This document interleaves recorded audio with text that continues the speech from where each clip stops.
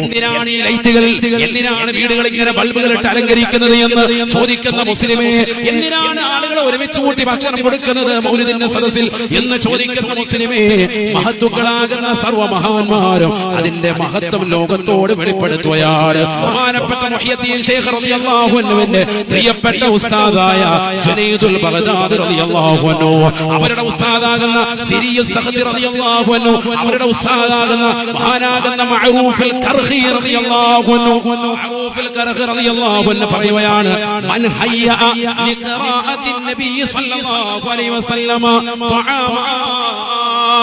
അല്ലാഹുവിന്റെ റസൂൽ സല്ലല്ലാഹു അലൈഹി വസല്ലമ തങ്ങളുടെ മൗലിദ് പാരായണത്തിന് വേണ്ടി ആരെങ്കിലും ഭക്ഷണം തയ്യാർ ചെയ്താൽ, വജമഅ ഇഖ്വാന, മുസ്ലിമീങ്ങളാകുന്ന സഹോദരങ്ങളെ അതിലേക്ക് ഒരുമിച്ച് കൂട്ടിയാൽ തീർന്നില്ല, വലബിസ ജദീദ, നല്ല പുതുവസ്ത്രം ധരിച്ചുകൊണ്ട് വന്നാൽ, വതഅത്തറ വതജമ്മല,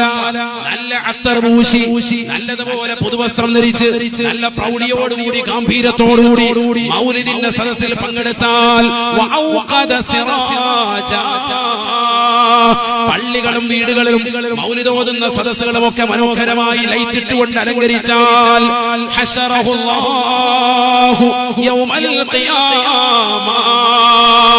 നാളെ അല്ലാഹു സുബ്ഹാനഹു വ തആല അവനെ ഖിയാമത്ത് നാളിൽ ഒരുമിച്ച് കൂട്ടുന്നത് ഒന്നാം സ്ഥാനക്കാരാകുന്ന ആളുകളോടൊപ്പമാണ്, അംബിയാ മുർസലീങ്ങളോടൊപ്പമാണ് എന്ന് മഹാനാകുന്ന മഅറൂഫുൽ ഖർഖി റളിയല്ലാഹു അൻഹു